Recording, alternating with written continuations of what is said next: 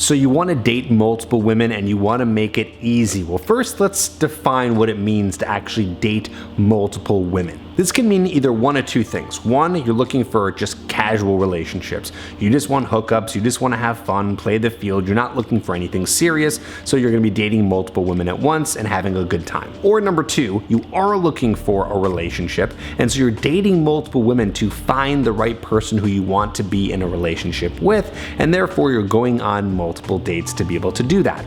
Let's talk about number two for a second, because number one is very obvious how that works out. Number two, it gets a little iffy. A lot of guys don't want to necessarily date multiple women at once to find someone because they end up liking a girl, and it's really hard after 3-4 dates to date another woman at the same time to then find the right person. So if you're in that category, let me just make this easy for you. You need to date multiple women at once to then find someone that you want to be with, or else you're going to be spending a lot of time going one to one to one. And I don't mean that you have to be going on dates with one woman to date number 7 and then you're going on a first date with someone else.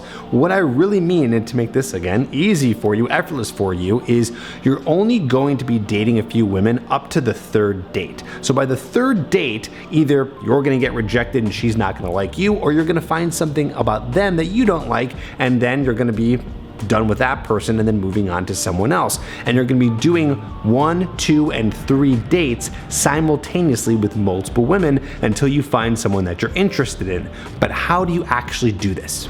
In order to make this work, first you have to, and this is going to take some practice, learn how to compartmentalize your emotions. You see, I understand that when you go on dates 2 or 3 with a woman, you sort of start to get into this woman, and then it's hard to imagine going on a first date with someone else. But you have to understand that by date 3, you barely know somebody. I don't care if these were epic long dates, everyone was 10 hours and you slept over at her place and she slept over at yours, and wow, these are the best 3 dates of your life. You still do not know her by any means. In fact, you don't really truly know someone until you've been dating them for several months. Up to about 6 months is when you can really know who a person is. So I'm trying to teach you this, to compartmentalize, so that you can make it easy for you to say, okay, let's calm down. I don't really like this girl yet. I'm just infatuated.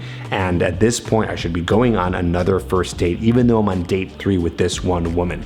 That way, again, this is gonna go faster for you. And don't let me convince you. If you're someone who says, I don't care, I'm willing to take this slow, and I don't wanna date multiple women at once, well, curious why you'd be watching this video, but hey, that's fine, man. It's up to you. It's up to you how you want to spend your time. But for those of you who want to save time, then I suggest that you do this strategy that we're talking about here. And the next step is understanding what your non-negotiables are, because this is going to help know who you can continue to see and who you should not continue to see. The term non-negotiable means something that is non-negotiable in terms of what you are looking for in a woman. So what are the things that you're looking for? Does she have to be a specific political affiliation, religious affiliation? Does she have to be active? Does she want kids?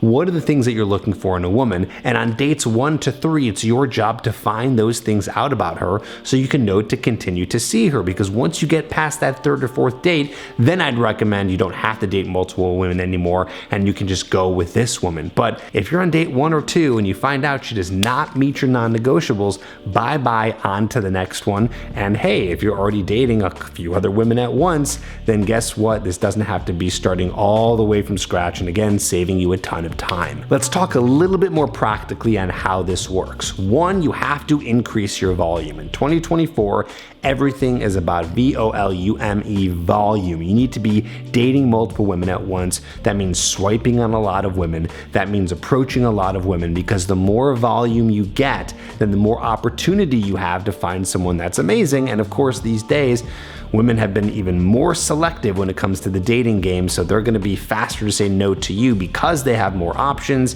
and therefore you need to have more volume. If you have a hard time getting volume, you don't have a profile that's getting dates, you don't know how to approach, or you have approach anxiety, then I want you to book a call with us. tripadvicecoaching.com is where you can do that. We can chat with you about how to help you get to the next level and get the calendar full of dates that you really want. So book that free call with us again at tripadvicecoaching.com. So this means you're gonna have to go through a lot of rejection. Rejection is part of this game. The other day I was talking to a client and giving them some coaching, and I had to explain to them that 99.9% of the women that you interact with will either be rejected by you or they will reject you. So this numbers game is going to always go towards some sort of rejection.